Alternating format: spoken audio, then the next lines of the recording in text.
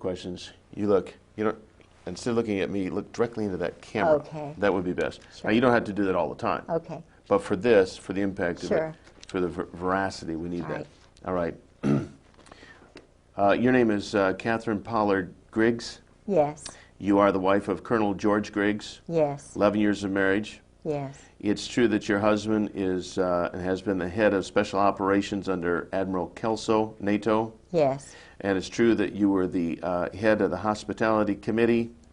Yes. You were the member of the executive board of NATO's Wives Club. Absolutely. And also that your husband's background includes NATO Defense College in Rome. Yes. Princeton class of 1959. Yes. His intelligence career, his spy career began in Vietnam. Yes. And it's also true that it continues unto this day. Absolutely, under General Wilhelm. And that your husband was the liaison between the White House and President Jamal of Beirut, Lebanon, at the time of the bombing of the Marine barracks in Lebanon. Yes. And in fact, your husband was an alcoholic. Absolutely. And probably Incredible. is to this day. Absolutely. And during these drunken stupors, he would, so to speak, blab on and tell you everything he knew about the intelligence community. Everything. Nothing was hid. No. It was like he wanted to relieve himself and unburden his heart. Yes. And so he told you everything that you now know about the Yes. intelligence community. Yes. And that you are talking about. And in fact, he told you that they knew the bombing was coming down in Yes. Beirut before it occurred. Absolutely. And also, by your association with him, you have come to understand and know, this, as shocking as this may sound to the people who are viewing this, that the United States military is literally run by sexual deviants heavy on the homosexual side. Truly. And that in the United States military, people like Jeffrey Dahmer and Kaczynski and McVeigh and Oswald and a host of other people who have a sexual deviant background, primarily homosexual, these individuals are actually sought out by people within the military, The Army. for the Army, for advancement into intelligence type work, Yes. because they are so easy to control. Yes. And they actually become mind slaves, and that the U.S. Yes. military, Yes. literally, as outrageous as it sounds, is a mind control operation. Yes. Totally now. Totally now. They've gotten rid of the good folks, like MacArthur. Got rid of them, one by one. Good. Totally take over. All right. Let's talk about the individual who told you that we've never actually been an enemy of the Soviet Union, that somehow that's all just been a scam. Who was that individual? My husband. When the first 3 years we were married, he was drinking 3 or 4 straight gins, vodkas a night, a bottle of wine, and a beer machine beside his desk. I only knew him 2 months before he asked me to marry him. He'd been married before, and his first wife was a total alcoholic. Now, someone would ask, why would you marry a man after knowing him only 2 months? I'm a strong Protestant Christian, and I have a lot of predestination. I'm a Scottish grandmother, and I was working as assistant director of the Chamber of Commerce. I had a brand new, relatively new Saab, my first car. It was an 83 Saab. I bought it secondhand from somebody who was 84. And my husband was driving an 83 Saab. Mine was a turbo, his was not. He rented part of my house. It was, I had a young doctor and his wife and 2 children who were renting the house. They were leaving before the end of the lease time, and they put the ad in the paper and told me about all these people, and I said, no, no, no, no. And I was, had been engaged to someone else. You know, I was just renting my house out. And they said that there was this man who had a dog and a mother-in-law and a son, and was a widower and a Marine colonel. Well, and had a dog, and I said, no, absolutely not. So the point that I'm trying to make is that he was someone I was not really, I didn't cotton to. He sort of acted like a robot. He was very clipped, and I didn't want to like him. But when I heard he was a Princeton graduate, I always thought that was kind of great. When I heard he spoke fluent French, and I speak fluent French, when I found out that he drove a Saab, I drove a Saab. And when I found out that he went to the same school, high school, that my uncle had gone to, was in the same eating club at Princeton that my Uncle Ben had gone to. He was on scholarship and went to Princeton. Everything the same as my uncle, who was also in intelligence. But I didn't think about that then. I was just thinking, you know, this is God. This is too much, too many similar things. And so it overwhelmed me. And he's very, very good looking. At that time, he was very good looking. Now he's aged and he really is haggard. Had a rough life. Yeah. Yeah. Yeah. So I was overwhelmed by him. Plus, my job at the chamber was very demanding. I was doing a great job. But he said that he wanted me to retire because he wanted to make general. And the man who could make him general was General Louis Buell, because it was just a matter of having somebody who would make you general. To be general. It wasn't what you did. Mm-hmm. Louis Buell, you needed somebody Louis, above Buell to, just to pull you on up. Yeah, Louis just happened to die, and we went to his funeral, and George didn't make it because Louis died. But his first wife had been, I'm sure, battered to death. I was battered, and, you know, but I thought it was just Vietnam and all this kind of thing. And I was trying to get him to stop drinking because I couldn't imagine how the Marine Corps would allow someone to be a total alcoholic who couldn't even carry on a normal conversation dry. I mean, he can't even carry on a normal conversation with anyone unless he's drinking. He never smiled unless he had a glass in his hand. He drank solidly. I have a letter in his own hand that tells, and this is the truth, he drank solidly this amount that I just said for 30 years. His booze bill, and they never entertained, he and his first wife, was $250 a month. And this is from the Naval Store. Now think about that. Mm-hmm. He was totally snockered, just his whole brain, and yet he's working. He is head of running half the world's Marine Corps under General Al Gray. A man who is mentally incapacitated. Totally. Unless he's inebriated, and then when he's drunk, I mean, he's in a different, altered state of mind. He can't discern anything. He can follow orders.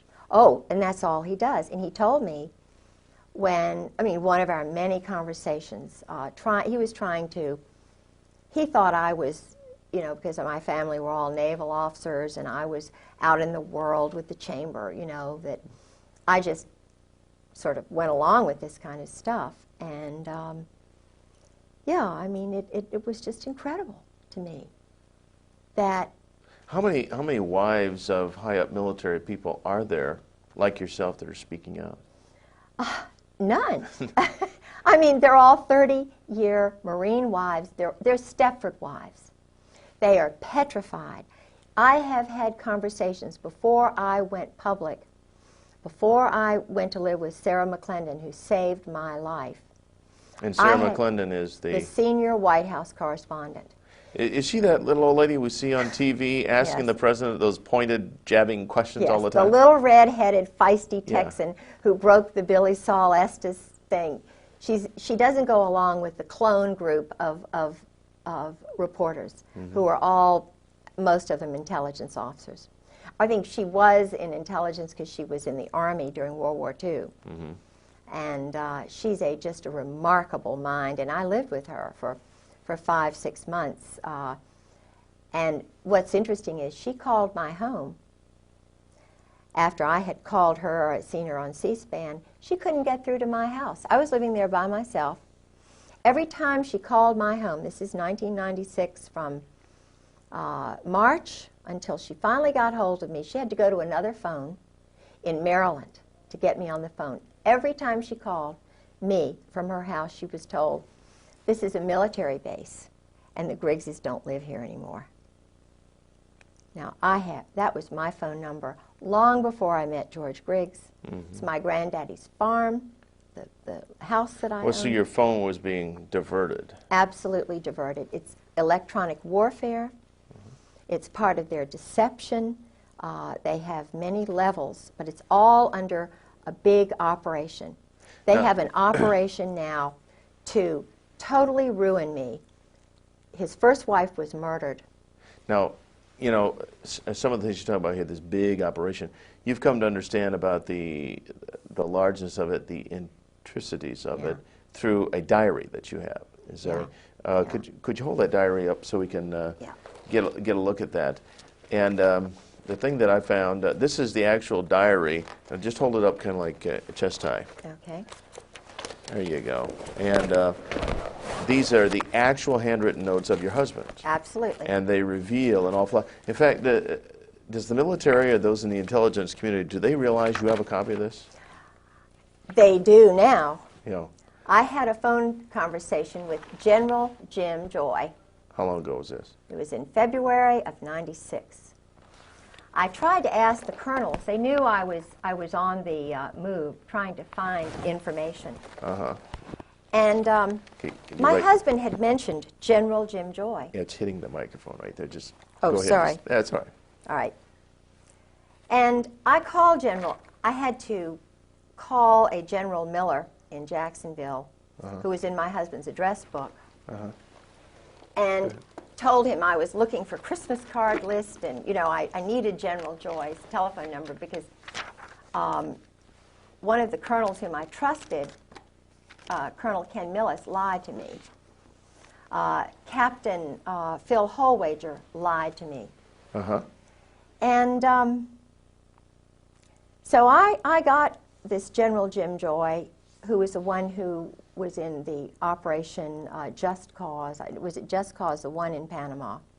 He was in charge of all the psychological operations, the booming music that they hit Noriega with, the chasing him around, the stealing same stuff his they did at clothes. Waco, too. Of course. We'll get to that in a minute. Yes. Okay. That's General Jim Joy, who was behind Waco. I see. And General Carl Steiner, the Snake, Okay. who tried to steal Desert Storm away from Schwarzkopf.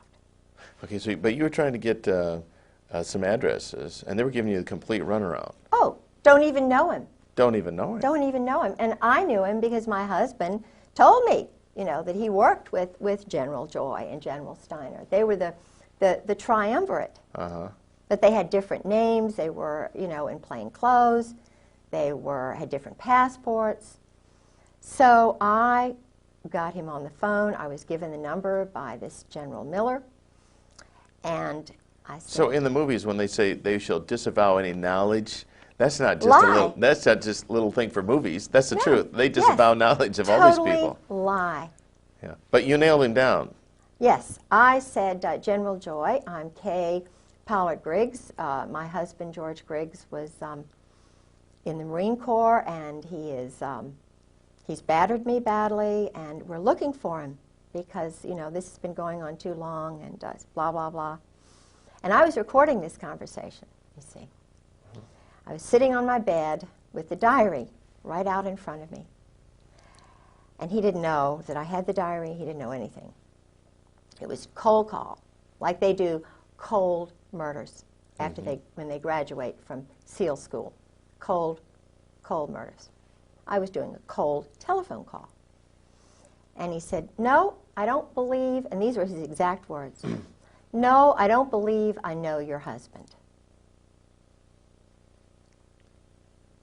This is someone my husband, I have a card that General Joy sent my husband after the murder, of the death of his first wife, saying, call me anytime.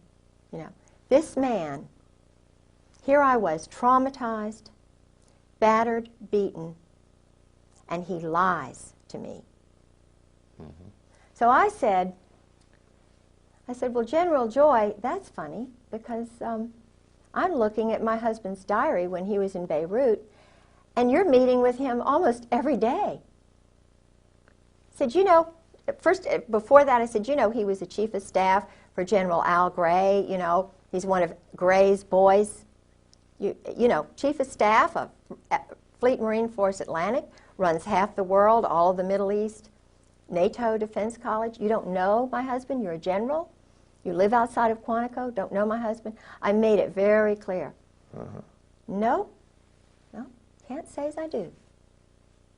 So then I told him about the diary. And these are all immature adolescent males. These are men who don't know how to deal properly with adults. They lie. They're deceptive. They hide behind trees. But when you nailed him on the diary, when he realized... He said, his exact words were, "Oh, that George Griggs." Oh, that George Griggs.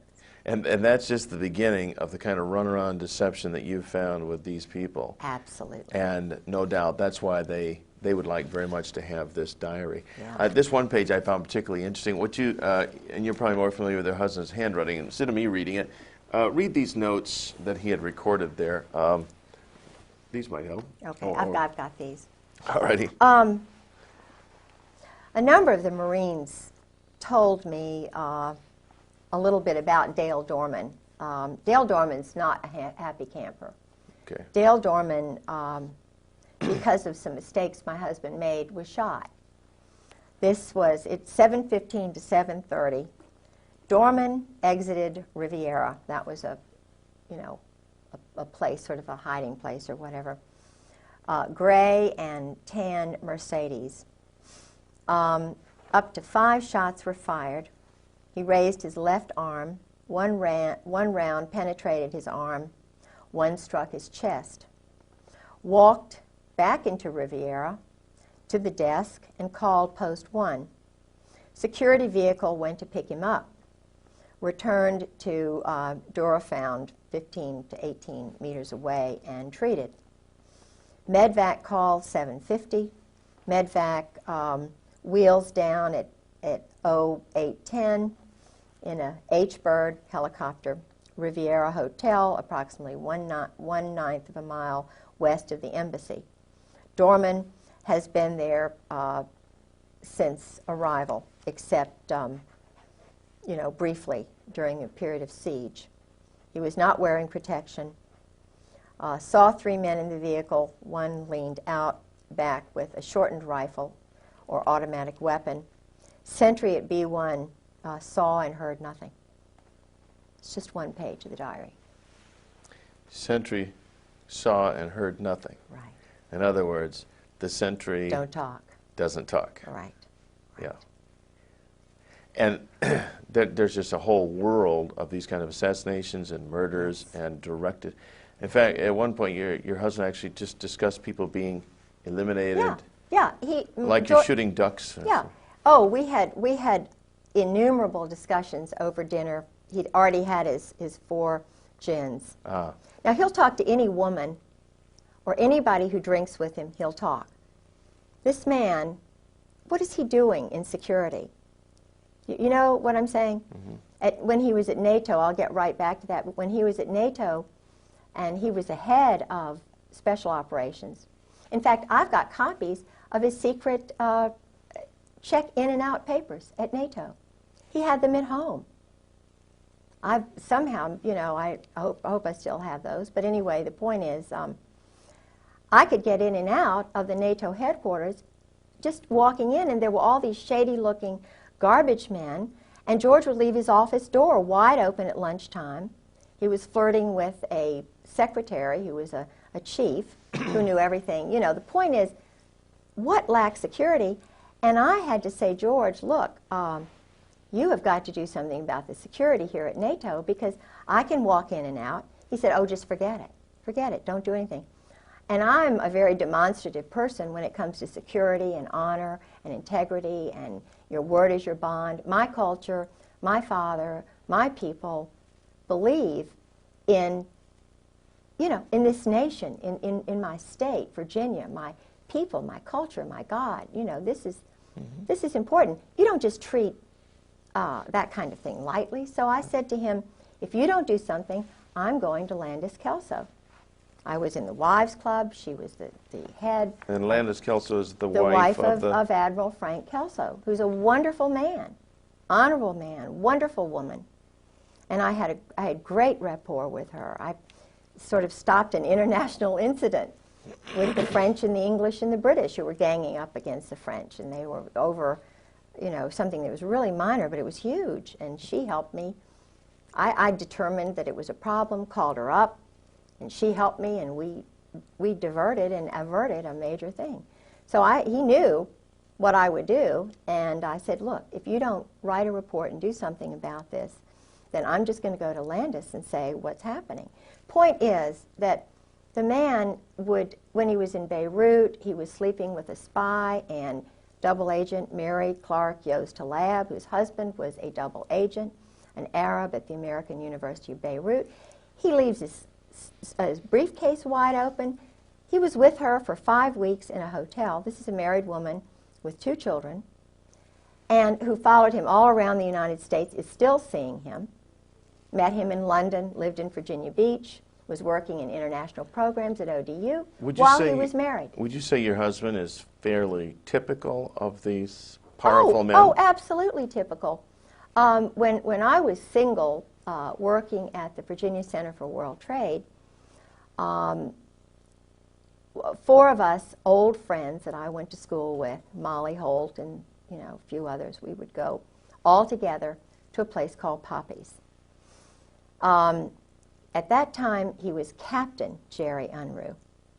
Now he's Admiral 3 stars Jerry Unruh. This man, again, was married.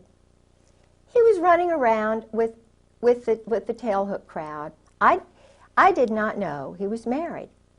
I knew he was a Navy captain. I was told by him that he would be taking command of the carrier Saratoga. Mm-hmm. He followed me everywhere, even went up to Wintergreen.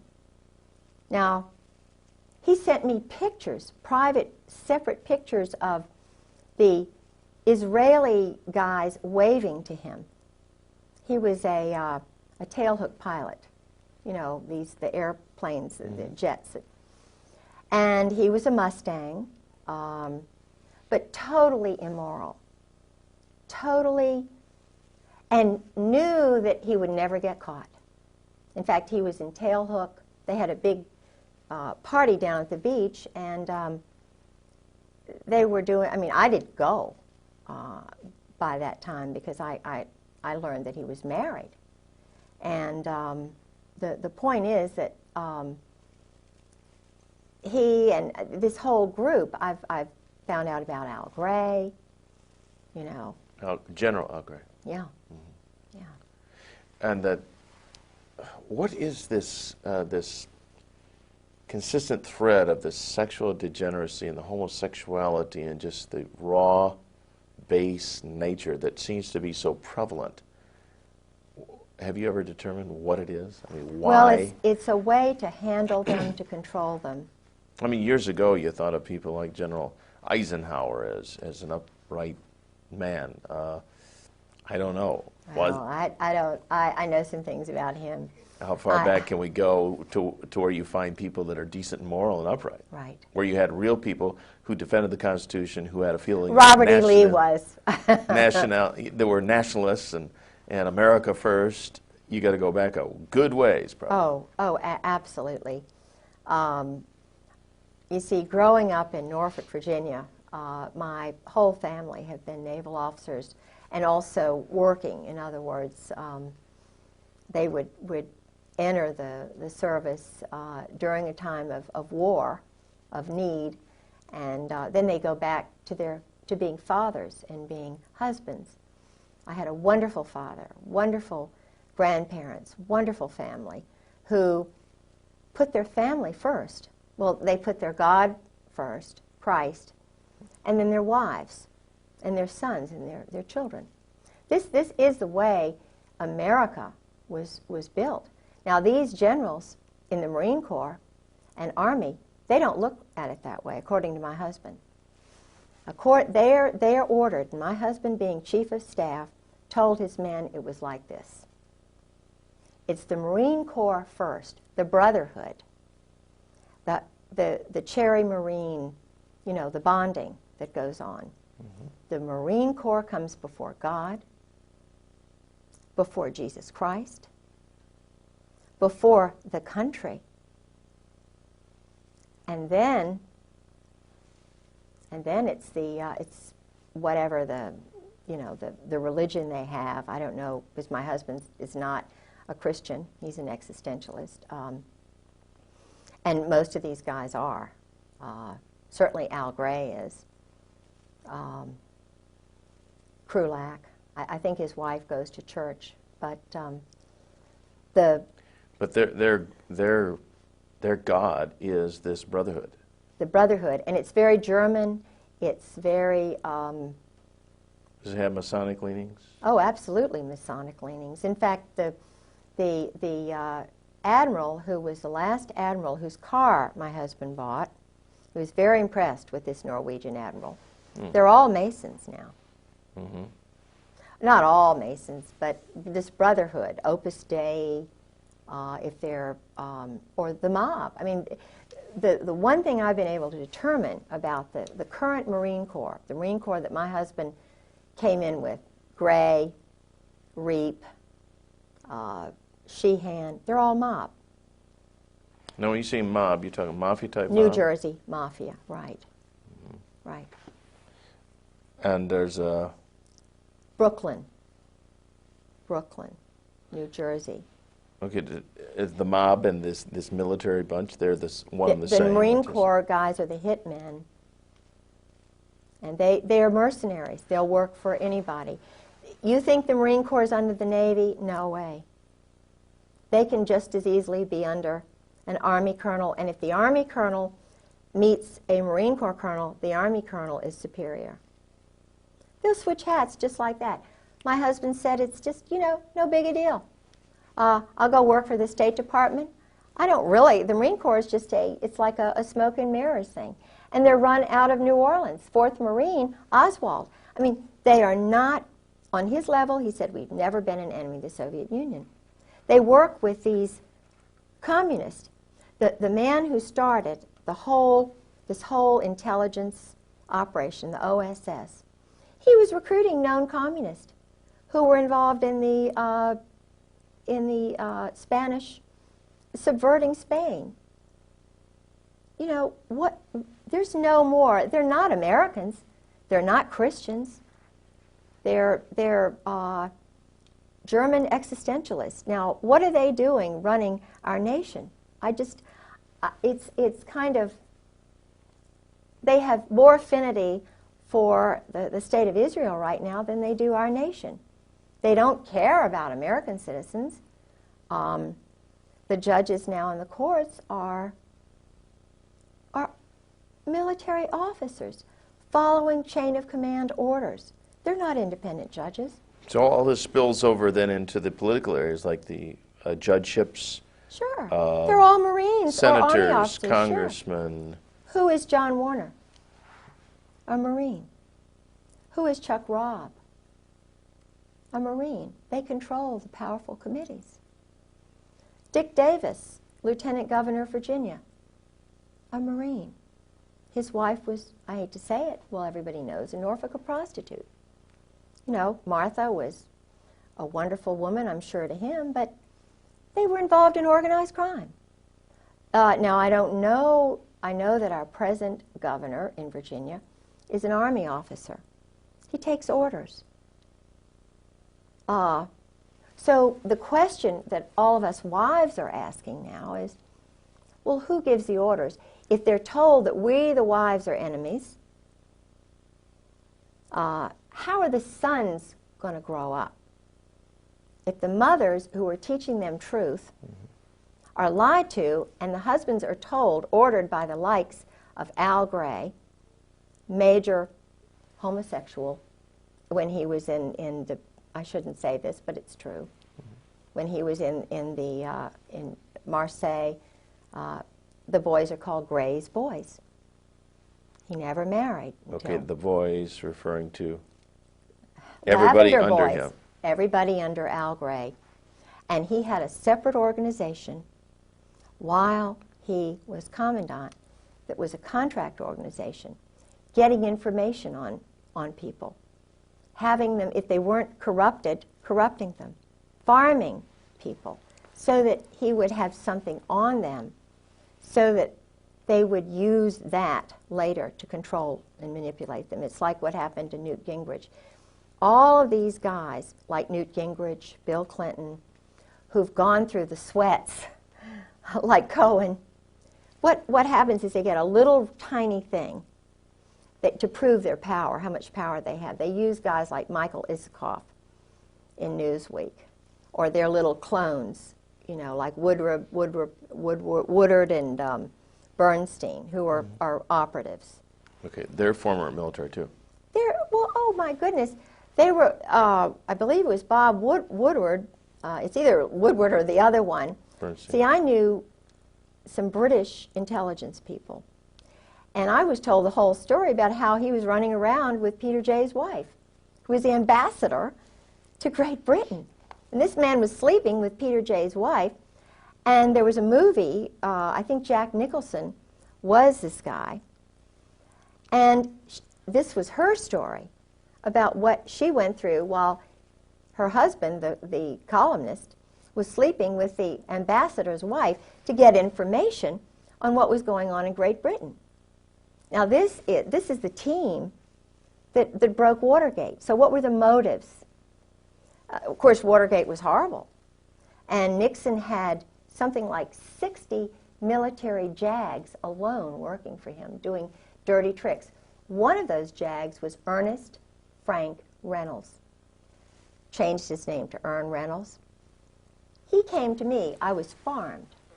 Tim Hunter, an intelligence army operative, came to me with this story about, oh, you know, hard luck, you know, Saudi Arabia, and I was in the army, and I have this friend who can help you out with your legal case. He's a really good guy, you know, Ern Reynolds. And if you meet him, I know he'll do some free legal work for you. So I was staying with Sarah, and I didn't have any money, and but I took the little, you know, the train into Fairfax. He met me in his Volvo station wagon with his jacket on. I didn't know what the big 4 meant on his leather jacket. And he took me to his... what did it mean? 4th Marine. Oh, okay. Yeah. Operative. Mm-hmm. And he had the most fantastic apartment. See, I'm a big book person, and I love, you know, reading history and everything, and I'm impressed by people who read, who are intelligent, who are wise. You have a master's yourself in? Scottish history, and undergraduate in Virginia history. Okay.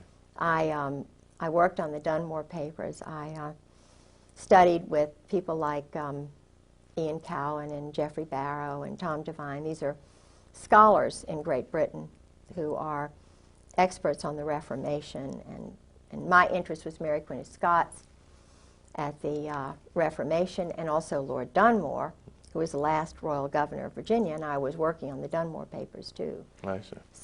So you had an interest in, I mean, this guy's layout impressed you. Yeah. He's a real intellectual. Yeah, and he was divorced, you know, a sad story and everything. Mm-hmm. Worked for the Justice Department.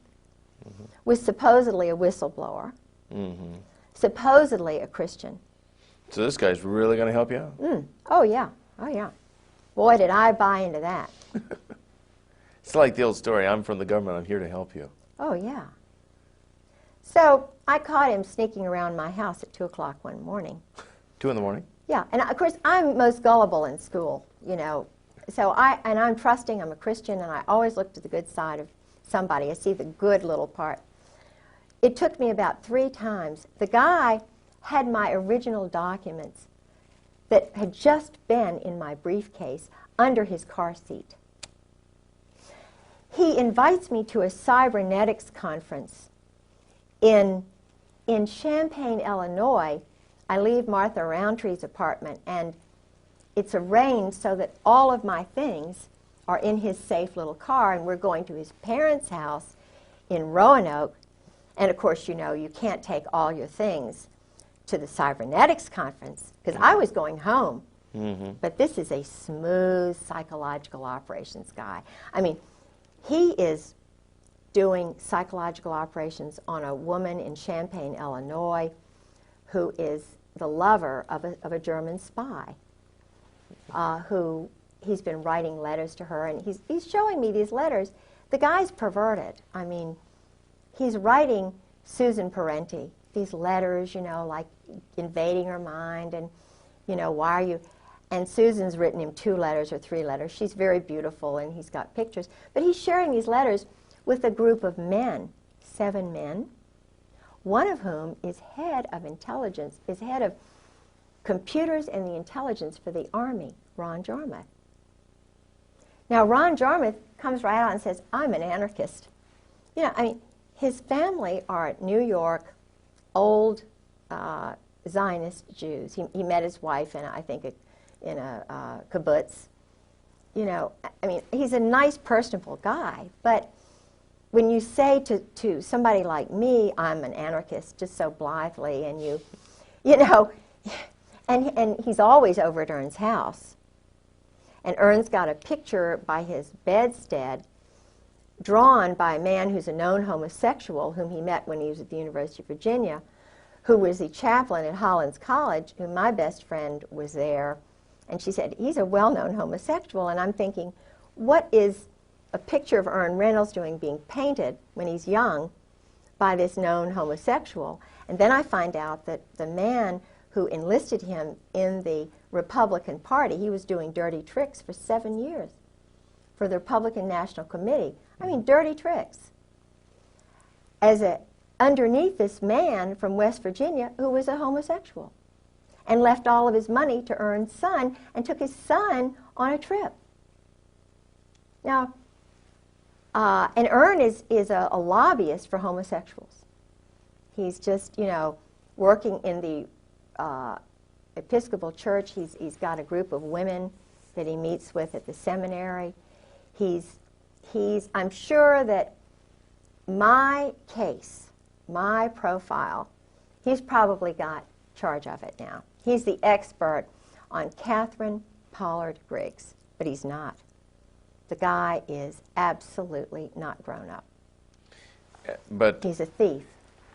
And so he your case just got stonewalled, just got sucked into a memory hole by a guy who was acting under orders to Sure. You get Catherine Griggs under your control, and that's that. Sabotage her. Sabotage, yeah. Sure. And he stole your documents. Sure. Sure. Sabotage me.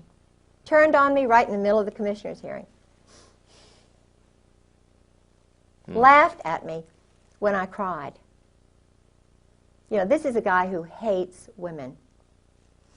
And the interesting thing is I went to his family home, and he had a wonderful mother. And he told me that his father battered his mother. His father was in the Marine Corps. And there was a picture of Chesty Puller in the basement.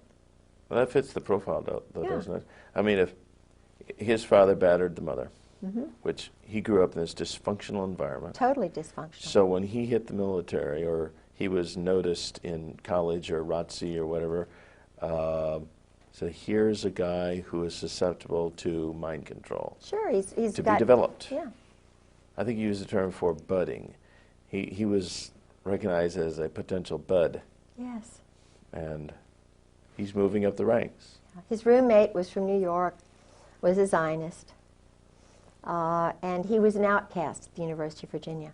An outcast? Yeah. Why would he be an outcast? He felt he was an outcast. So he had this roommate, and I don't know, this man who was the homosexual from West Virginia.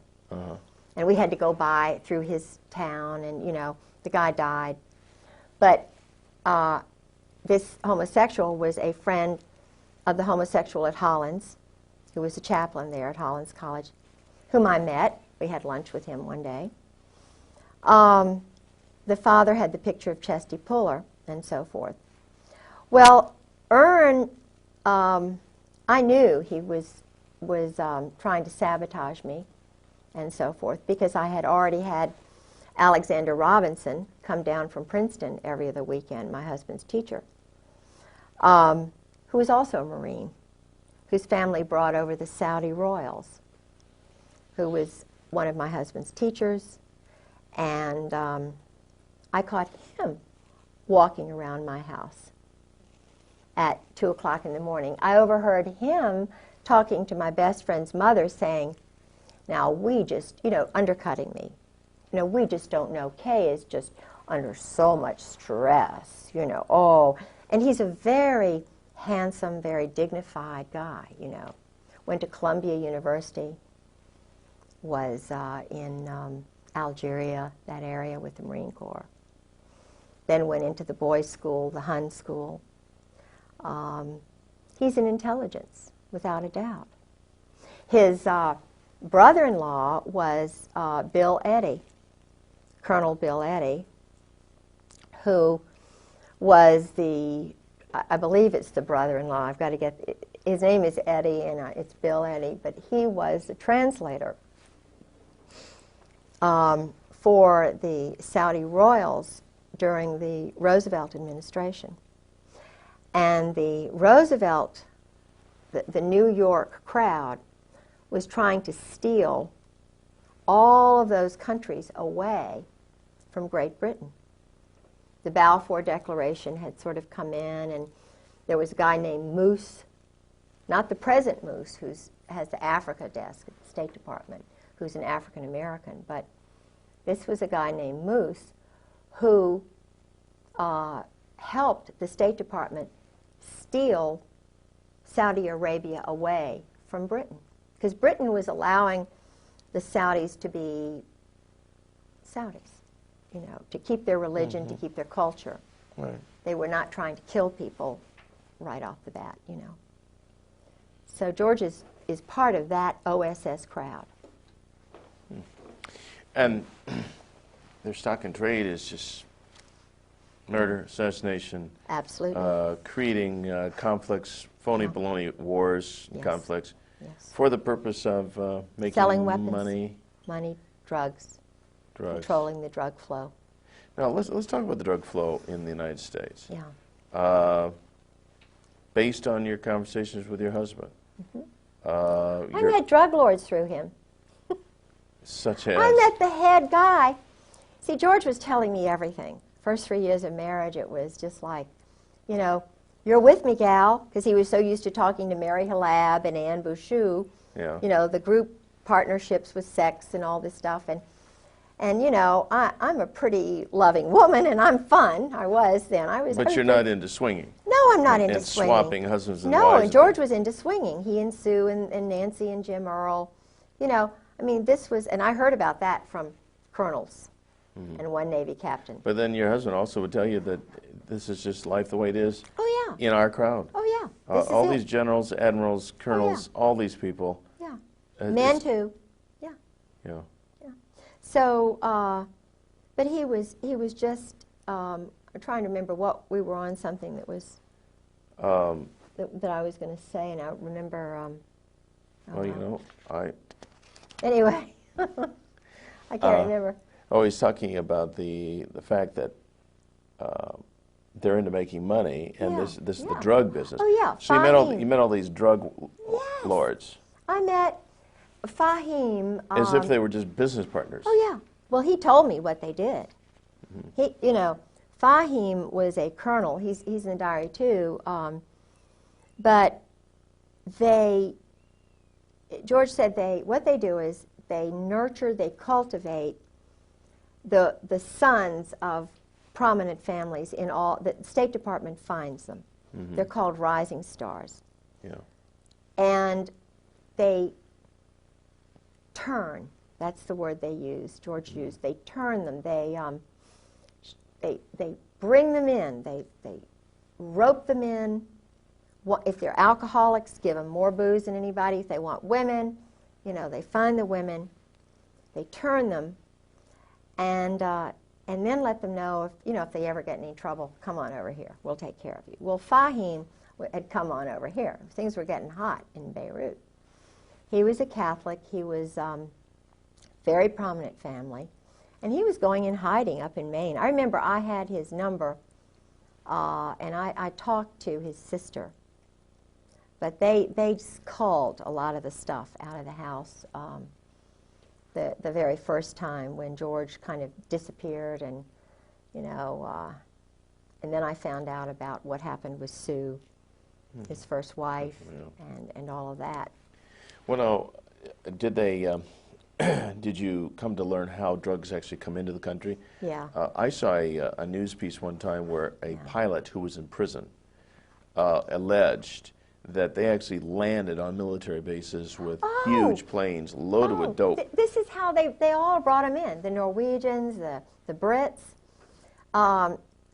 The drugs, you see, they would come down through Burma, Turkey. They'd come through the Bekaa Valley. The banks were in Beirut. They were in Panama, Mexico, in St. Thomas, after, the laundering of cash. You see, cash, that's why some of the banks in New York, you can very easily find out who the drug lords are. Barry McCaffrey, I saw him 2 weeks ago, and he said something he let it slip out. He's an Army general, He said, we haven't done any more or any less in the last 5 years. Now, in terms of the war on drugs? Yeah, no, they're just holding it. The word he used, I think, was holding it. It was a word that you could tell they'd used in briefings. They were the guys who were doing the drugs are military officers. In fact, doing the drugs meaning controlling them. The flow. Oh yeah. In fact, one of George's best friends, Colonel Ray Moore, I suspect that Ray Moore was from the gang, the ghetto area in California. His wife was a very good friend of mine, Charlotte. She's dead? No, he is. Oh, he is.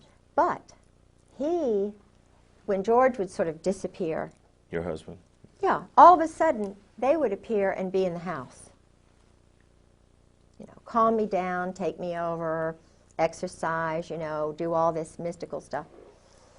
And it was really funny because they came back from Mexico, and George just happened to disappear, and they were right there, Well, Ray Moore, all this stuff, I knew about his background, and I started thinking, what's going on in Mexico? Why the heck is Ray going down to Lake Chapala? And he would talk about his day. His day would be going out with the men, playing golf, going to this spa with the men, They were doing deals, going to Guadalajara. And there would be Tom Reap, another former Chief of Staff for Gray, going to Mexico. There would be Ken Millis, another temporary Chief of Staff. When George's wife's funeral took place, there was Ken Millis. Now these are guys who are part of what we call the Brotherhood.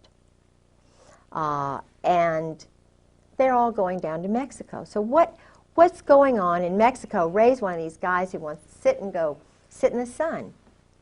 He doesn't want to go down there to Mexico and do all that stuff. Mm-hmm. But he did. And he got cancer all of a sudden. And another guy got cancer all of a sudden, right after he got out of the Marine Corps. No. Not to diverge from what we're talking about right now, but did your husband ever tell you anything about any disease warfare, like giving people sicknesses and? Yeah, that's part of. He called it ABC, NBC. It was something like nuclear, biological, chemical. ABC, atomic, biological, chemical. They call it biologicals, and. In fact, I'm not going to mention his name because this is a guy who's really a good guy who's scared. The word they use is shitless. Excuse me. But that's the word. This guy is petrified. Because? Because he's doing that work. The chemical? And biological work. The Marine... You mean the laboratory work or the implementation? subterfuge, deception in the Middle East. Okay, and they use He's a Marine Corps colonel. disease-causing drugs? Absolutely. And then how do they administrate them? In missiles and I mean this is an elaborate big business. Like Peter Kawaja, Marine Corps guy, who's working in plain clothes at one of the plants in Florida. This is why George is in Florida. This is why they're all down in Florida, because all of this stuff is being. We manufactured the chemicals and biologicals that were in Iraq. Now, if you don't believe me, you don't believe Peter Kawaja, a Marine Corps colonel, he says they killed his wife, I believe him. He worked in one of these factories. It was supposedly a candy factory where they were manufacturing deadly, deadly killer things. The Marine Corps, Al Gray, Krulak, Carl Mundy, he's in the CFR. He was in Ken Millis's class, who was the Chief of Staff, the one who controlled me. You know, I went to his mother's house in 7 Mile, Ohio. Flo, his father was a German Nazi. I'm not saying that, you know, being a German Nazi is bad, but he's part of this group. And if you don't believe me, if you don't believe Peter Kawaja about the drugs, you can, I mean, it's just, it's everybody knows. There's a guy named Randy Hebert, Lieutenant Colonel, hero, American patriot. This is a guy who should be the commandant of the Marine Corps, Krulak. I'm talking to you, I'm talking to Al Gray, I'm talking to you, Carl Mundy. You all are adolescent, immature. I call you twerps. You're liars, you cheat, you steal, you kill. You're beneath the contempt of any of your wives. They are scared to death. Why do you do this to your wives, guys? Look at that tape of Randy Hebert. I knew Chesty Puller, and this is a strong, wonderful guy. I knew his wife, Virginia Mack. I knew a real Marine. You can't say that you knew them because you didn't. I did. Randy Hebert sat. He could hardly talk. He was leading a platoon into Iraq. His wife was sitting to his left. His wonderful father was sitting to his right. And he said that his colonel, he's a lieutenant colonel at that time, I believe he was a lieutenant colonel, he said, my colonel ordered me, he said, all of our registers were saying, this is danger. There are chemicals, biologicals everywhere. I was told, and I was, you know, followed orders, and he was having a hard time talking. His wife was, this is a young guy. His wife was having to interpret for him. He was crying. He'd been turned on by you guys. He said, on those canisters, on those boxes were American flags. Those were American biologicals that we were walking into that killed me, that you, Gray, and you, Scrowcroft, and you, McFarlane, and you guys knew. You, Ed Wilson, best friend of my husband. You all sold to Saddam Hussein. And not only that, I talked to the man who trained the woman who was sent over from Iraq to learn how to build the biologicals and chemicals, the plants. She was trained here in the United States, and you all know that. And Randy Hebert's testimony says everything that I could say 1,000,000 times better, because this is a man who's a real man, unlike the generals, unlike the colonels. This is a real hero. Now, is Randy Hebert, is he still alive? I don't know, and I hope and I pray to God that he is.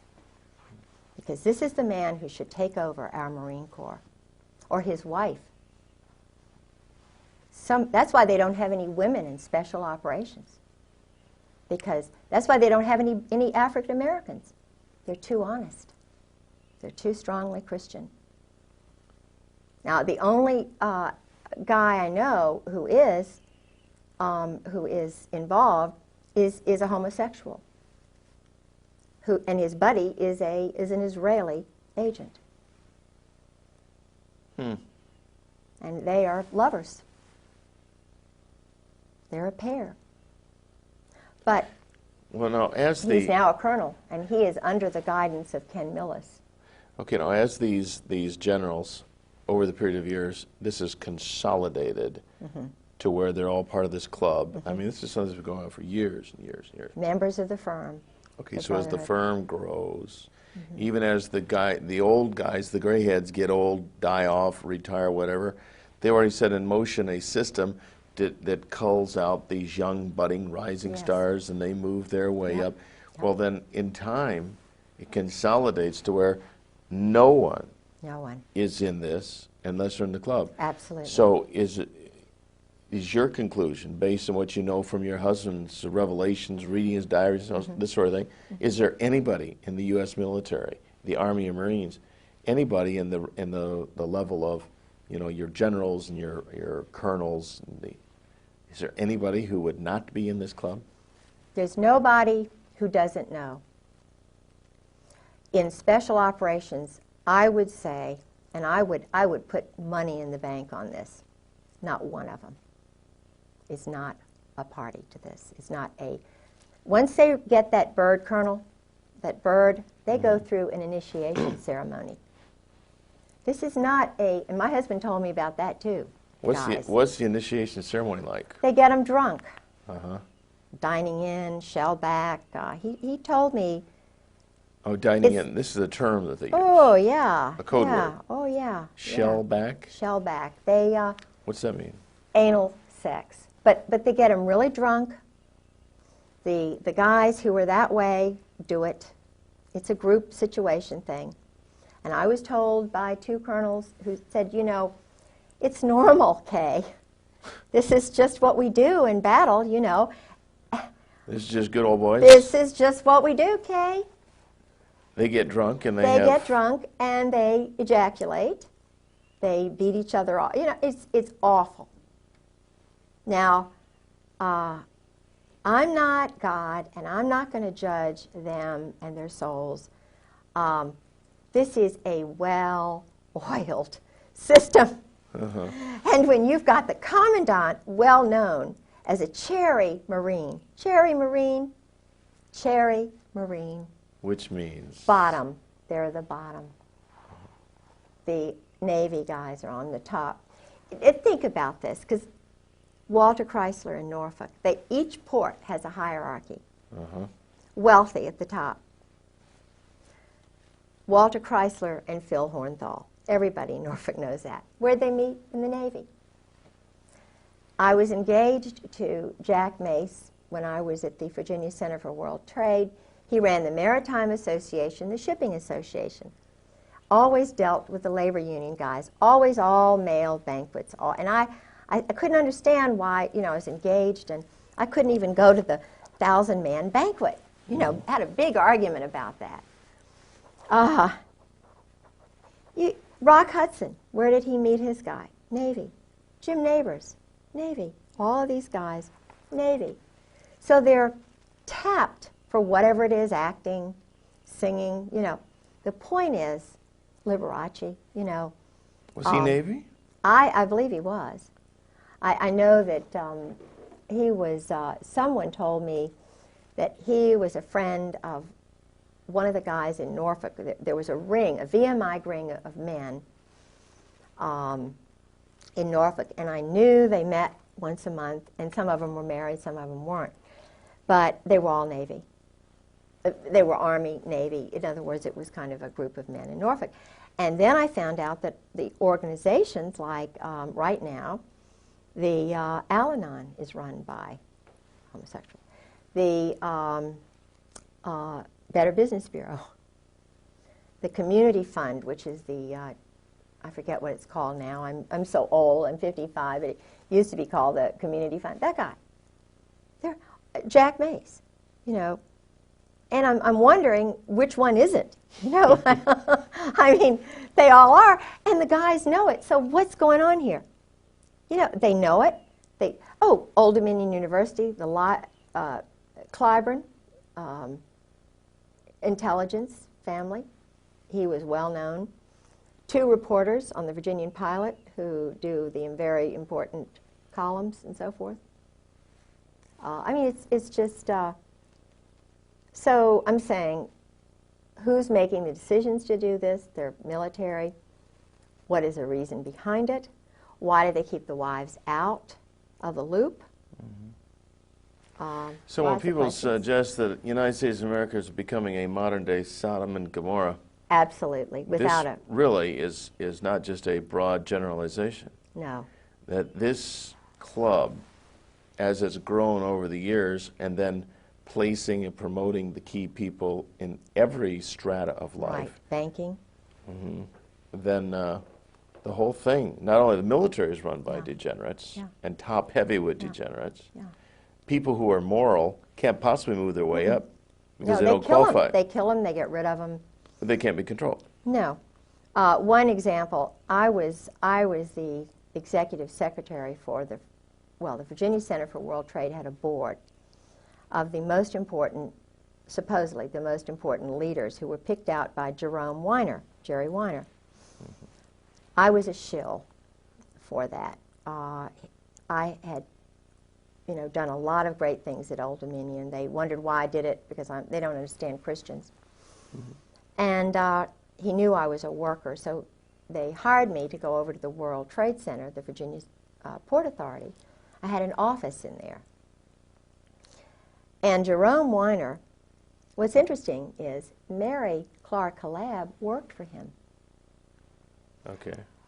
The girl who had my job, who was a normal woman like me, because there were a few who were not so normal, like Bobby Bray. Not the Bobby Bray who ran the Port Authority, but another Bobby Bray. He was very nice, but he was a known homosexual who worked with Weiner. But his secretary was pushed out of a window. Now, it was all hushed up. Of course, she committed suicide. Yeah, this was a young mother who had a baby who knew too much about his money laundering. I reported the money laundering that Book and Weiner. Now, this is a professor, head of international programs at Old Dominion University, Jerry Weiner, whose father was very high up in this Zionist group. Jerry Weiner was doing intelligence work in Algeria, in Morocco in particular. He organized this board that I was the secretary for. He was a very sick, mean guy. I mean, you talk about really water. But Jack Mace was on the board, and there was a banker on the board. We can take a break. And take a break. Yeah, don't, did you stop it yet? No, don't stop it. We'll just leave these synchronized. And is your wife getting a cup? Yeah. I'm sorry. I was thinking I could use a little But drink. Gustavo... Do you need to use the restroom or anything? Yeah, no, I'm fine. I'm thirsty. Yeah, but Gustavo, I love the guy. He was from Columbia. He was in Virginia National Bank, which is now Nations Bank. And, you know, I didn't put him, because I had studied Latin American history under a wonderful Dr. Blossom. I knew a lot of stuff about Latin America and Nariño and how Panama became a part of our country. And, you know, now, I mean, I understand it was drugs and running things through and everything, but Gustavo was in charge of all the laundering that was going on in Virginia National Bank in the port. And where did he go after that? He went to Florida. And he introduced me to Ana Maria Quintero, whose brother was one of the big mobsters. I mean, the big, you know, Colombian. You know, I met Ana Maria Quintero. See, I don't forget some things like this. That's why they don't like me, because I imprint on wonderful foreign people. I want to know them. I want to send Christmas cards, and it's not very good to have somebody like a little magnet. I'm sort of like a Monica, you know, she's seeking out sex with important guys. I'm wanting to meet people like that from different cultures because I want to learn about them, because that's what Christ said. You go out and you minister to the people who are foreigners. You don't just spend your time necessarily with the home people. You need your home people as a base. But you need to go out and find out truth and spread goodness everywhere. Truth is goodness. Truth is light. And that's what Christ is all about. You're not afraid to learn truth. You're not. Thank you. You know, all these cathedrals and things that were built in his honor. Why? He was wonderful. Why was he wonderful? Not because he hung around a little group, but because he was out trying to. He told the big guys, look, stop being bullies and cowards. Let the poor people into your church. Everybody, God gives us all a unique spirit. Our timing is different. Everybody's fingerprints are different, eyes are. We have the right to read the Gospels. Yeah. They shouldn't keep the Bible from us. That's right. The church is not a political organization where you've got a few little guys up here telling all the mothers what to do. Who were the ones with Jesus Christ at the, you know, on the third day? There was not one disciple there with him. It was the three women. So why are we leaving women out? Women, in Scotland at least, my culture, we're partners with our men. We need the authority of a husband. We want a strong moral husband. But what is that passage, you know, about the good wife? You know, I can't remember. It's in Proverbs. I mean, the virtuous Proverbs. woman. Yes, Yeah. yes. Right. I mean, she's buying, selling property. Yeah, right. She's doing everything. She's certainly not a no-brainer. So why keep her? Why keep her at home, barefoot and pregnant, and not being able to read and speak 3 languages, and welcome all the foreigners and to come in? Hey, that's what Jesus Christ would be doing if he were right here. He would be here right with me, saying, "Go for it, little woman. I'm giving you the strength to tell the daggone truth. And if you get killed tomorrow, you're going up there." You're going to live forever. That's anyway. right. Well, now these, you mentioned when you get to be a bird colonel, and they have this initiation that involves all the sexual debauchery. Yeah. Now, Drinking first.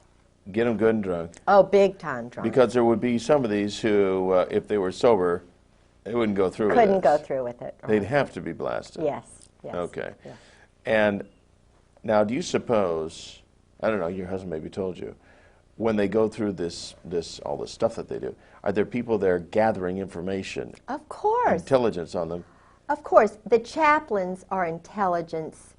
In Nazi Germany, that you had to tell on your parents, or in the Soviet Union, they encourage you to tell on your parents. Phil Holwager, the guys who go to Yale, who become chaplains, the chaplain corps is tell all the tales on everybody. They have collections agencies. These Marines are ordered to go and collect so-and-so at so-and-so. If a Marine tells truth, if he's a whistleblower, if the wife is too much trouble, they collect them, they throw them in, they fill them full of chemicals, they'll implant little things in them. I believe that my husband has an implant. Well, McVeigh said he had a chip implant. I believe George did. Now ask yourself, all right, I know George had a male friend. You know, he had male friends. Your husband is bisexual. Yes, he's bisexual. And I was told that by colonels and a captain, by a psychiatrist. What percentage do you think of these higher up people are bisexual? Oh, all of them. If they're in special operations, if they're Marines, they're all bisexuals. They've all had to do it in order to get to be a bird colonel. The SEALs, it's kind of like the fast road to the top. So a guy could not be a SEAL without having. Oh, I don't believe so. I haven't met one that I don't believe would have done it. And judging from what a couple of colonels told me, it's just, that's the norm. It's just you women, you know, y'all are so sissy, y'all are just, you know, you don't understand how it is. We're under so much pressure. And when Valerie Wilhelm told me that about Charlie, I just could not believe what Charlie Wilhelm would be a... He's a general now down in Miami. And she was just saying, oh, well, you know, he's run around. He has to, she said. He's under so much pressure. And she was saying that, of course, I had met Charlie in Norway, and Charlie is sort of someone my husband just idolizes. And and Michael O'Boyle is another one. Michael is my husband's special friend. And when my husband retired, we went to Al Gray's office. This was a traumatic thing for me. It was a really weird day. We drove up with his son Douglas and my son Garland.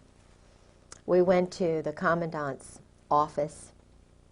They had, you know, something to nibble on and eat and, you know, just a little something. And his wife Jan came over from 8th and I Street, the commandant's house, with her dogs. She sleeps with stuffed animals and dogs. I don't think there's any love-making that goes on with Al Gray and his wife, quite honestly, and neither do the colonels.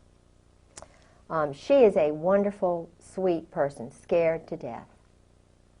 She worked for his intelligence organization, and then she supposedly took care of his mother. And then they married, you know, because he would not have made it. Everybody knew he was a homosexual, not a bisexual. This is a homosexual commandant. I talked to people who actually, one woman who went to one of the parties, she was French, and she married a naval officer. And it was when George and I were first married, and I told George about what she said about General Gray.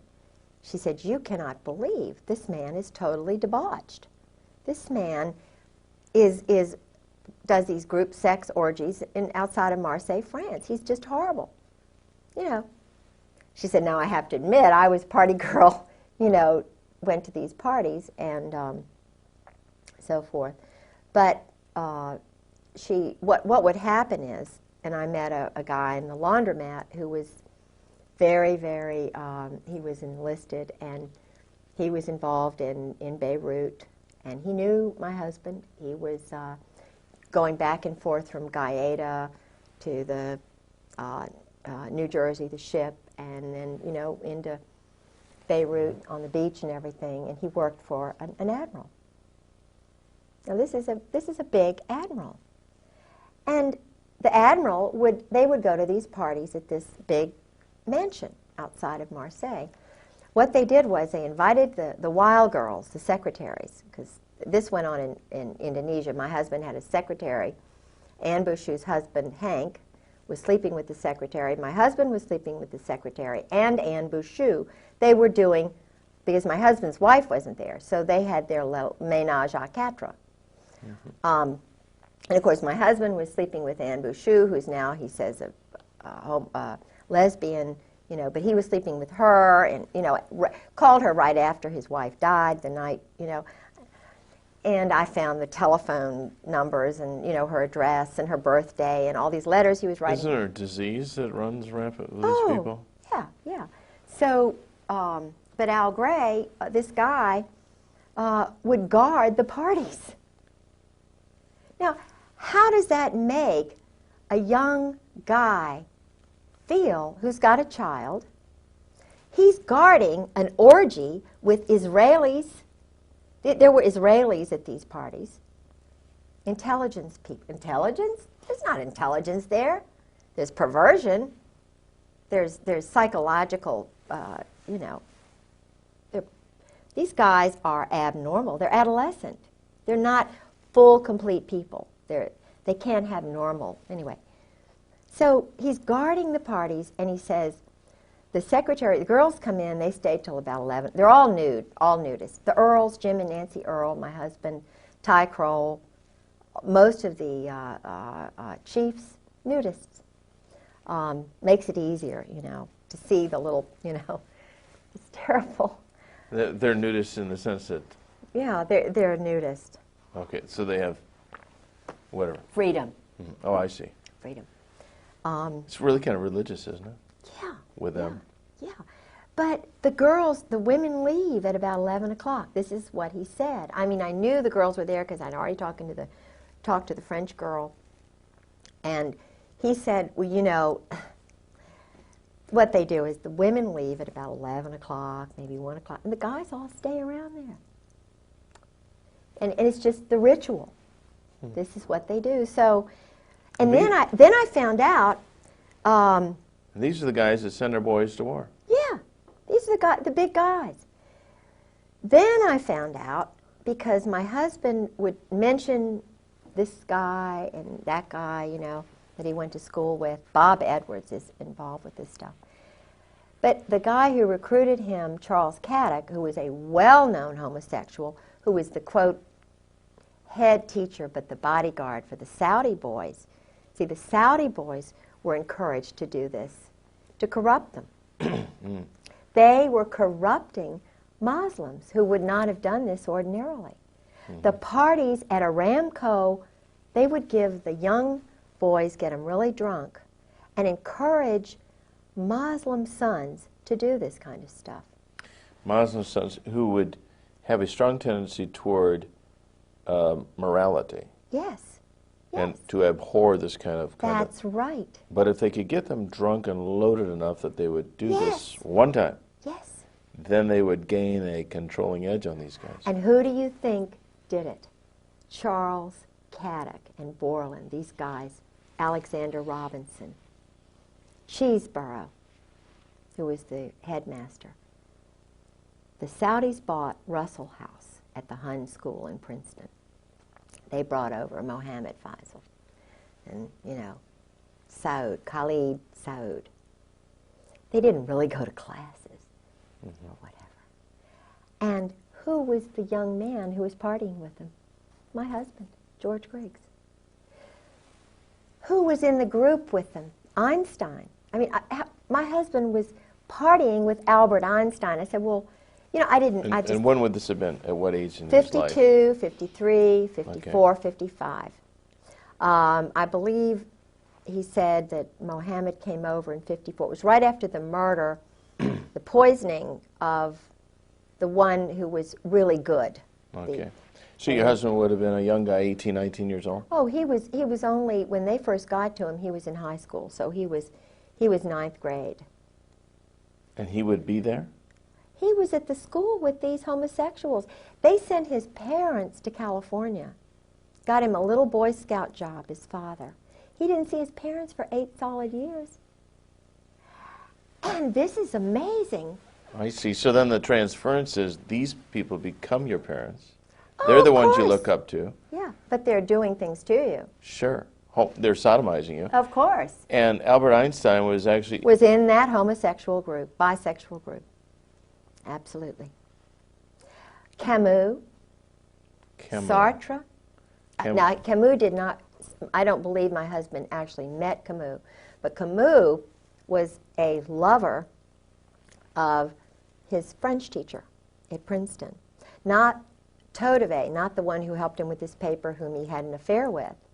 And I was told that by normal roommates, whom he had later on, and by another roommate. They knew George was doing this stuff.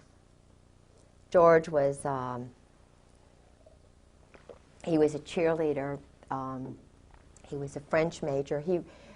Were there any other young teenagers from that particular setting Yes. that were also being cultivated? Bob Edwards, who's a Marine Corps colonel, was part of that group. And my husband met with Bob Edwards in high school. Bob Edwards went on to Fort Benning. He was in psychological warfare.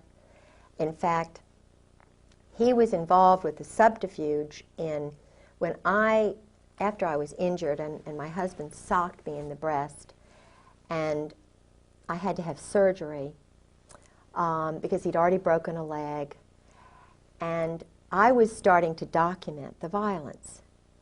But I'm such an upfront person, and all I wanted him to say was, "I'm sorry, Kay, I did this." But I was trying to do like they said Rosie Greer did. You put a mirror, if you're battering your wife, you put a mirror up in front of yourself or a photograph, and you try to imprint the lower brain, because I wanted to save his soul. I mean, this guy had murdered his first wife, battered her to death. I mean, he dragged her body back. I mean, it was just, Sue had a cerebral hemorrhage. That's too much for me to get into. But he was doing that to me, and I stopped him from drinking, thinking this would stop the battering. But I started taking notes, taping things, while he'd go in these rages, because I wanted somebody to know. I wanted somebody to help me so I wouldn't die. And I'd had surgery, I'd had broken bones, and I was trying to reach out for some help. And so I was trying to get him to realize what he was doing to me. And I told him, I said, "George, I know you did this to Sue. Do you really want me dead? This is..." But he started getting scared, and he was cool. Did he ever admit to you that he was responsible for his first wife's death? He came. He said he admitted that they didn't get along. He admitted that he didn't love her. That he battered her. He admitted that he'd hurt her. He admitted that he dragged her body back after she supposedly collapsed at dinner. Now, this is a 200-pound woman. She's huge, because she's not happy. She's sleeping with her dog. She doesn't sleep with her husband because he's too busy sleeping with other people. He doesn't find her attractive. He's sleeping with Nancy Earl, and I mean, it's just the most crazy. And she loves him because he's handsome. And what is she going to do? She's never worked a day in her life. Her mother loves him. It's like me. No, who would believe you that a handsome, wonderful guy, oh, but George is so nice. So, and this is what the wives go through. They know that it'll be hard. So, the guys just, what George did was, he had clout in the State Department, and they knew that I just loved showing people around.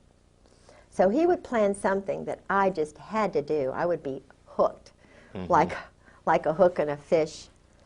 And he had some dignitaries who came over from, where did they come from? They were parliamentarians from, I think these were from one of the Latin American countries, Panama. And of course we had to go to Richmond. So I had to stay overnight with them, and George didn't want to go with me. And it just so happened that Bob Edwards, his Army colonel friend, invited him to come up and meet with some of the guys, at New Hope, Pennsylvania, or Bucks County, or wherever it was. Well, he had already been talking to Phil Holwager about the abuse, because I had gone in for surgery, and I thought it was very unusual that Phil Holwager was there during the surgery, kind of holding George's hand. It wasn't for me. It was to make sure George didn't fall apart, to make sure that the doctor, I didn't say anything when I was under sodium pentothal, covering George's ass, excuse my French. But he was the chaplain at Fleet Marine Force Atlantic and was the chaplain for Sue's funeral. He knew what George had done. And he runs around on his wife, he's playing golf all the time. He and George were playing golf with this single woman, and I found out, and I said, what are you all, you know, he's the so-called chaplain, and he went to school with Gary Hart. He was a classmate of Gary Hart's at Yale, and, you know, a colleague of Pat Robertson's. That's why he, you know, not that saying that Pat Robertson does that kind of thing. I don't think he does. I'm sure he doesn't, but they went to Yale and so forth. But so George was a violent man, and he started knowing that I was sort of going to do something. So he started doing certain things. And,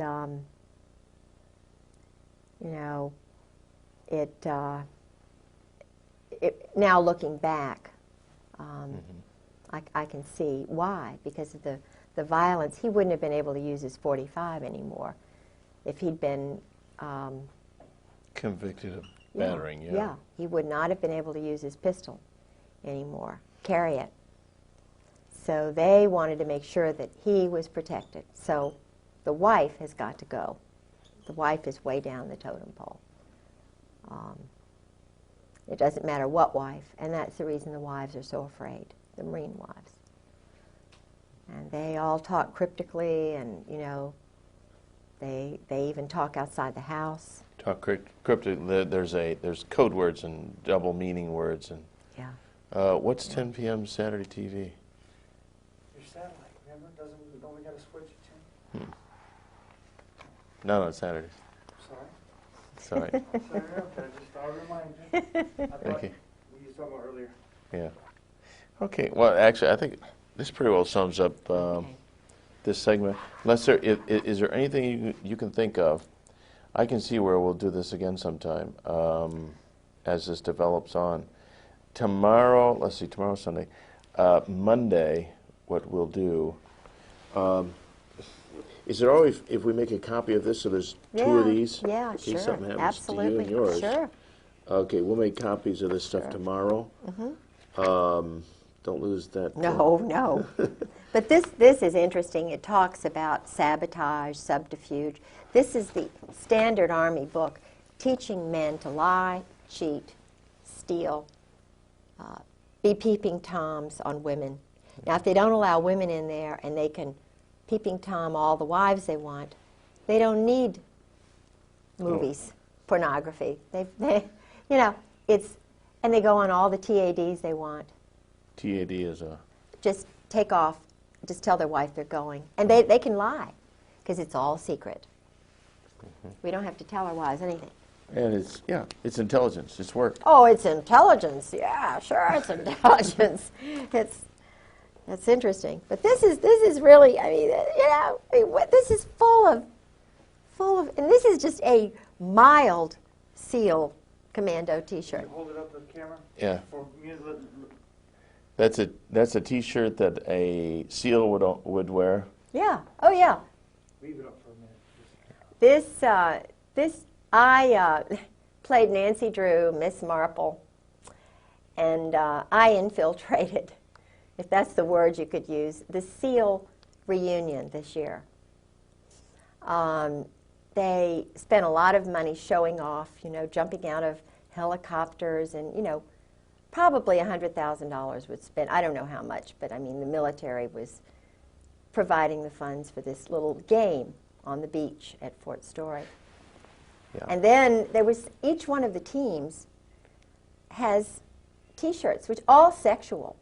Yeah. You know, all about, I mean, think about every weapon. The driving motivation is sexual. of all this stuff is go for it. Yeah. So I went to the party. I took my life in my hands. I called a couple of friends and said, if I don't come back, I'm at the SEAL party, and I'm going to pretend that I'm a SEAL wife. And I'm going to go to this drunken party. And of course, I have an Eagle on my car. They tried to get me to get rid of it. So you can get access. So I went in there, and you know that 90% of the people there were men. They didn't have wives, this party. And the women that were there were probably... Yeah, a few wives, but feeling very uncomfortable. So I sort of got in with some of the older SEALs. Did your husband ever mention the name of Lieutenant Colonel Bo Griggs? No, but I know who he is. Mm-hmm.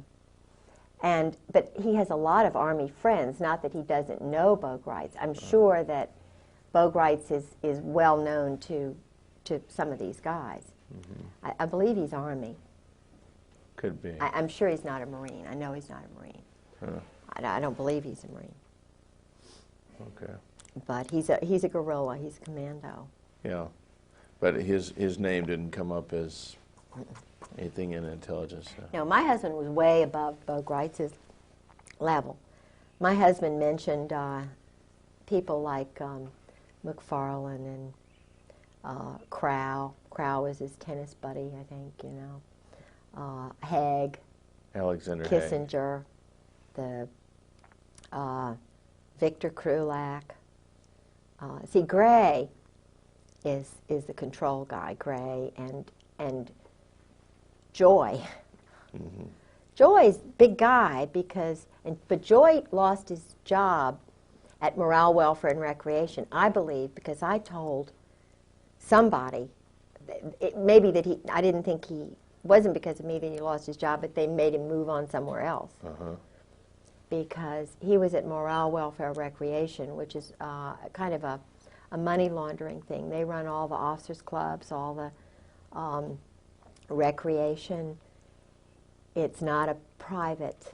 I mean, it's all run by the military, even though it's supposedly not military. Mm-hmm. And they give the good old boys these jobs. I mean, he was probably earning $200,000. Their retirement for a colonel, my husband, just the retirement salary was $50,000, $60,000. Then they give them these other jobs, so their income is $200,000, $300,000. Mm-hmm. Now, that is not right. But it would certainly purchase loyalty. Oh, definitely. They all get swimming pools behind their house. Who's ever going to bite the hand that feeds that good? No, nobody. Dirty business, you know, but all of the captains and all of the admirals know this and wink. And it's sick, It's just really, really, really bad. And this is taxpayer money. Hard working people who are just wondering where the money is going to come from to pay their taxes. Mothers of children who are having to work 2 jobs to feed their 3 children. And they're spending $10 million on phallic-shaped weapons. I went to the Army show just last week. I was up there. They had a hearing on Okinawan rapes a day. You know, they call it a murder rape a day or whatever, you know. Crime a day by Marines in Okinawa. And I went up there. John Conyers had a hearing. And they also had the Army show, which I had gone to a couple of years before. And in the basement of this big hotel, they have these 200 or more vendors of weapons. Israel has a joint venture. IAI has a joint venture with, is it TWR, that does all the credit reports on Americans. Whoa. Now, they have the computers together. The Israelis stole the whole INS-law system and sold it back to the Justice Department. And there were murders over that. Mike Fuller knows all. Mike Fuller was a former assassin who's talking, and they are after him. Believe me, I met him through Sarah. He and... what about this Viktor Marchenko? You're pictured with him. What's that all about? Well, he is a typical example of the mercenary who is brought over from Czechoslovakia, Poland, Romania, the Eastern Bloc countries, who were actually KGB, double agents. Oh, Marchenko is... Okay. The family, his family were Yeah, his family came over. They weren't even citizens. In other words, they bring over the young men. Right. They work for 5 years, and then they become citizens. Now, I'm not saying, I mean, I've read his books. I wanted to meet the guy. He knows George. He knows who George is. I read 2 of his books just to see if it's what George said, you know, to kind of balance, and what these other guys. If you read Marchenko's book, you'll see what my husband, the arrogance. Well, sure, we're going to go into this embassy. You know, we're going to put a whore with this person, and we're going to spy on them and what they're doing, and, you know, we're going to just steal that statue just for the hell of it. You know, I mean, now when you multiply every one of the teams, all the graduates, and think in terms of 100 men applying, and maybe 90 go through most of the training, but they don't quite make it. And then they've got, you know, 400, 600 men who make it, how many don't make it, and then you multiply that over time, and then the ones who are, I mean, this banquet, I mean, this gathering of SEALs that I went to, there were probably 1,000 guys there. Now they have to do a cold kill. You know, Cold kill. Kill somebody, murder somebody, just to prove they can do it, like ducks. Wait a minute, the SEALs? Yeah, SEALs. So like all 1,000 of these guys have killed They've somebody. done a cold kill, yeah. Now a cold kill would be a killing under orders? It's a graduation exercise kind of thing. You know, it's I mean, who would they kill? Oh, it's just somebody, just anybody. Just go into a hotel and whack off somebody. You know, I was told that for graduation exercises, the greatest thing they could do was to break into a general or an admiral's wife's house and steal some things, you know, personal items. And to prove that you were good enough to get in and out. Oh, yeah. And all of my underwear disappeared, my lingerie, my teddies. And the funny thing is that I don't know whether it was Michael O'Boyle doing it because he was, from 1991 to 1993, Michael O'Boyle was 3 miles away from my husband. He was at his graduation exercise. He was very close to my husband. And yet he was just down the road, and I started questioning my husband about, you know, what is this about you and Michael? You know, what's going on? Well, Michael was there, and my husband never told me he was there, and he saw him all the time.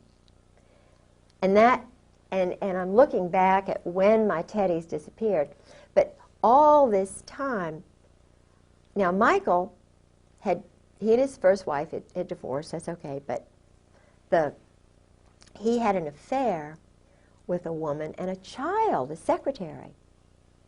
So he was having an affair with a woman. I mean, Michael is both ways, you know what I mean? But in order to get into the system, he sort of did it with my husband. He was my husband's friend, younger friend. And that started when he was in the 7th Fleet under Krulak and Buell in intelligence on the ship.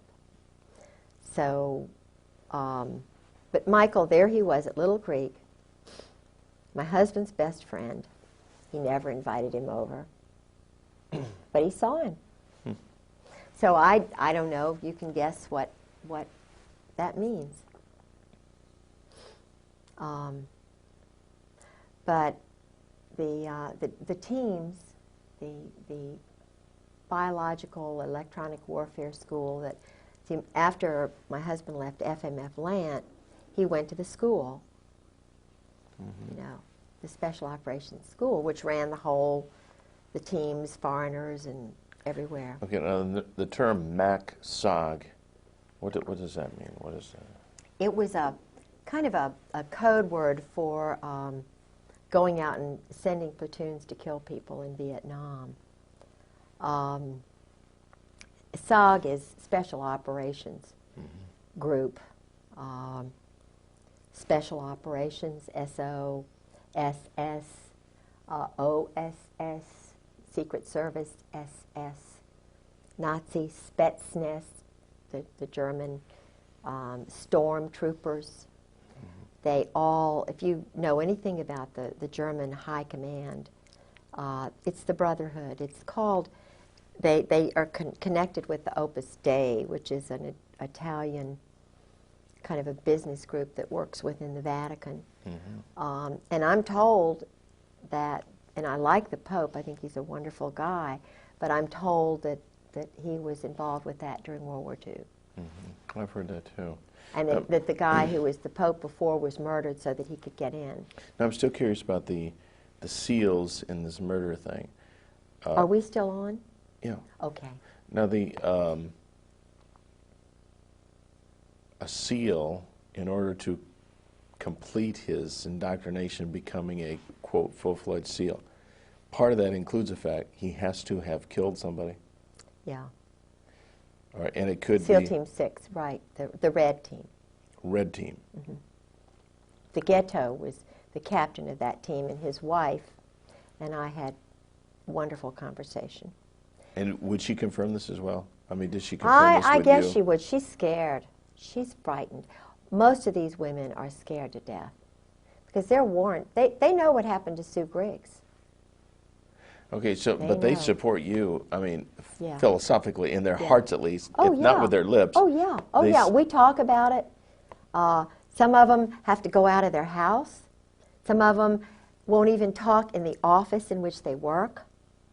They've had men come by their houses. They've had their papers stolen.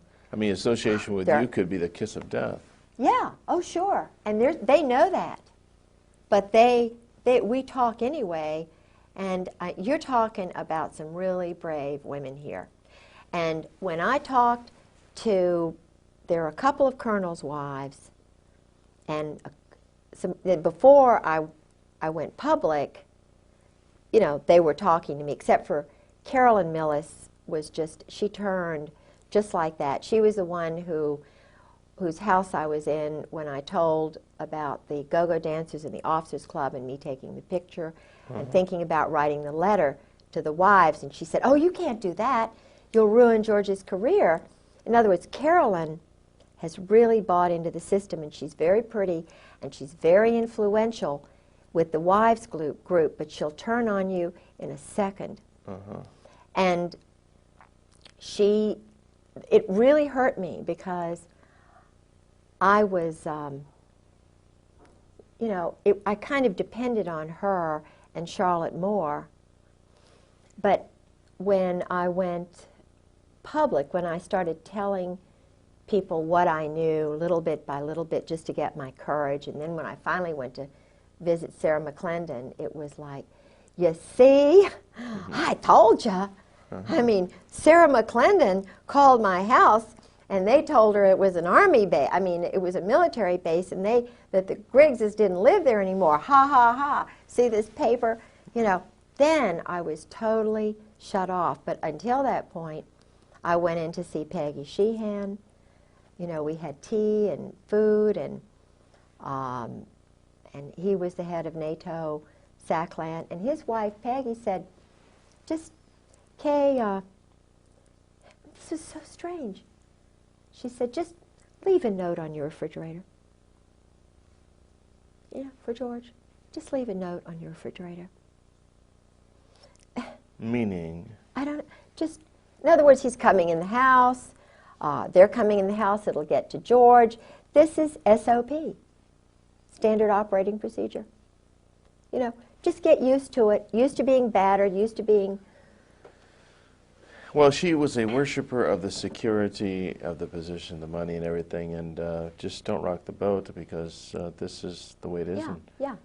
And we don't want it any differently. No. I mean, they could If desire you it have more. to divorce your husband, then, you know, that's just the way it is. But it's cold calculating, and yet so un-American. So un-American.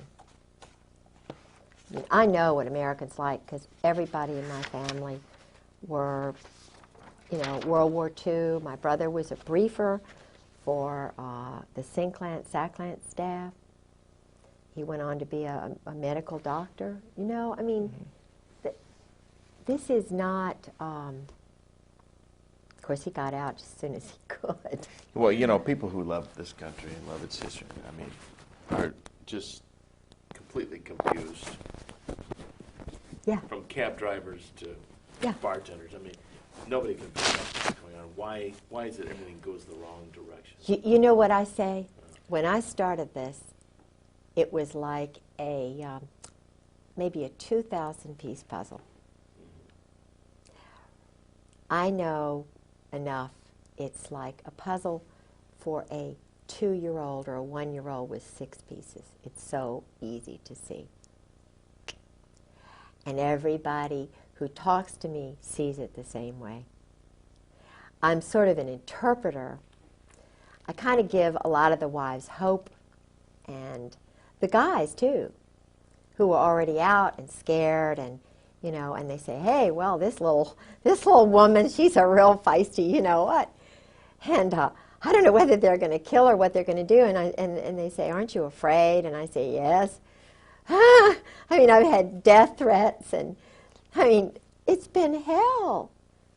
But truth and light and what these other women are going through, the hell they're going through, being put through hell because their husbands are cowards and bullies. I mean, people who dress up in black, who hide behind trees, who shoot people from behind, who break into houses and steal their papers.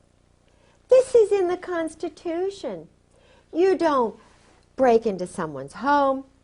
You don't steal their papers.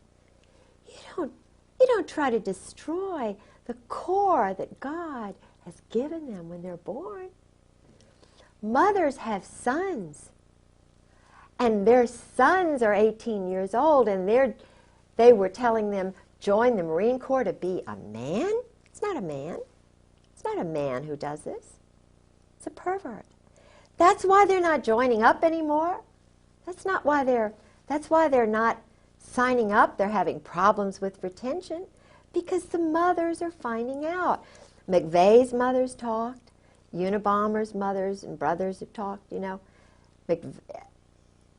Guys like Colonel Ron Ray is talking, who was Timothy, what's his the new boy who refused to wear the UN uniform? Oh, Michael New. Michael New? Yeah. These are the heroes. Michael New is the MacArthur. Randy Hebert is the future Patton. These are the leaders. These are the Americans, and there are a lot of them. There are hundreds of thousands of them. And just like in the days of Jesus Christ, these modern-day Sadducees and Pharisees are saying, oh, we're going to kill Jesus. We're going to get rid of MacArthur. We're going to get rid of Patton. We're going to get rid of New. We're going to get rid of Colonel Sabo, murdered him. We're going to get rid of these guys one by hey, but everyone, this is physics, everyone, like Sue Griggs that's murdered, Sabo who's murdered, the wives who were murdered, Ron Brown, there are 100 people who spring up and say, now you got me to worry about. This is why these guys have got little places hidden all over the place. They're training all the guys to just say, oh, well, the American citizens are bad. But the guys they're training are also gonna wake up to what's going on. It's Caspar Weinberger. It's Henry Kissinger. I mean, Walt Whitman Rostow. Eugene Debs Rostow. What's going on here? These guys aren't even born in America. What's happening here? They're training mercenaries now to run, flip around. We'll kill on an order. Not killing because people are breaking into our homes. Not killing because they're bad. But just, we want to control this country. That's what George told me. It's political. The military, the Marine Corps is a political arm of a group that wants to run everything, control the drugs, sell the weapons, keep the weapons flow going, and this isn't what guys are going to sign up to do. Their heart's not in it. They're not going to even do it for the money. They'd rather die than have hit squads come after them, collection groups from Great Lakes.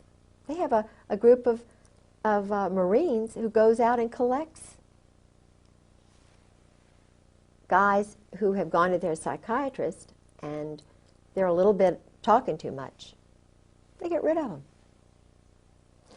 But they're not told why. They're just told they're enemies or they've done bad things. So they don't, it's kind of like they don't,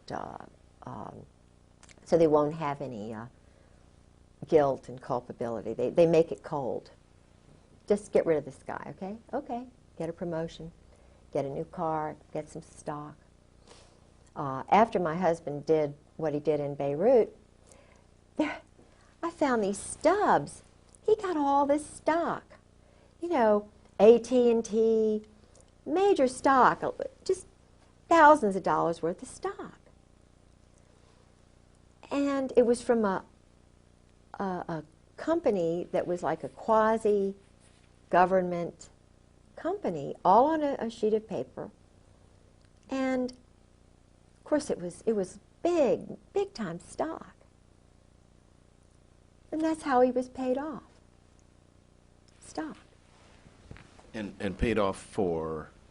For doing criminal activities, selling weapons, going through Tel Aviv, the bank in Rome, selling the weapons illegally. The Israeli agents are the middlemen. And all the money's going to Israel. I mean, it really is the truth. Mm-hmm. The money, not just the money that is given to them free and clear, but all the black budget money that Meyer Lansky's group started back in the 40s has been growing and growing and growing. It's like a pyramid scheme. And the Jesuits, I've been told, are really controlled by this group now. I don't, you know... now, surely Ollie North is a good guy. No, I think he was farmed. You know, he was... but see, Ollie was involved in Vietnam with the JAGs, covering up a lot of the stuff that was going on. He was involved with a major case where there was a Marine, George told me about this. See, George was involved with a lot of the cover-ups of Marines who went crazy. Like, remember this, A Few Good Men, was it A Few Good Men? It was a movie about a Marine colonel. They murdered a guy from... Jack Nicholson played the colonel in this movie. Oh, yeah.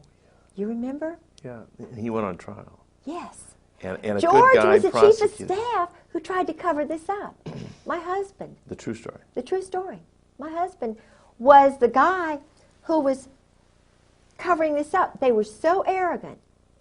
And it was the woman who was the JAG who got this thing going. It was not the Navy JAG, because he was going to cover it up. He was just a loose kind of guy. And if he had been the JAG, then it wouldn't have been prosecuted. But it was the woman who was working with him, because she was a woman, who got these other guys off. They were targeting these other guys. I mean, they would have put him in jail just for a little bit and, you know, let him out. But the point is, this guy was murdered. And the colonel laughed it off. It was down there in Guantanamo Bay. And George was the chief of... It was Al Gray. Al Gray. That was... I mean, just that one. Just that one alone. And Lone Tree, they were involved with that. You see, it's just so sick. I mean, they are so easy. Let's break. Okay. I'll tell you. This has been a tremendous. I'm going to let you take this home and read this letter. Or did you take the letter? You got the letter. Okay. Take this and put the letter in there. because you'll see the glasses in there. Oh, okay. Bless your heart for sitting through all this. You know, it's just fascinating. I'm sorry. I couldn't stay down very long because I could hear a little bit. But it's just, you know, it's my life.